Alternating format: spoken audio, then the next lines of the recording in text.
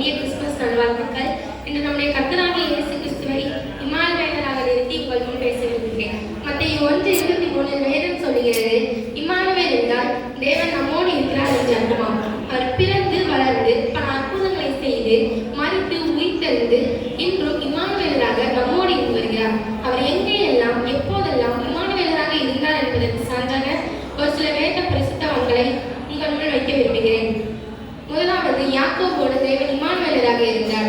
அவர் லாபான் கையில் இருந்த யாக்கோபோடு தேவன் இம்மானுவேலராக இருந்து அவரை விடுவித்தார். அடுத்ததாக, யோசேப்போடு தேவன் இம்மானுவேலராக இருந்தார் என்று வேதம் சொல்லுகிறது. யோசேப்பு குழியில் போடப்பட்ட போதும் அங்கேயும் அவர் இம்மானுவேலராக இருந்து அவரை காத்தார். அடுத்ததாக, அலைகளினால் கடல்கள் கொந்தளித்து சீசர்கள் இருந்த படகு அலைகளினால் மூடப்படத்தக்கதாய் பெரும் காற்று உண்டாயிற்று.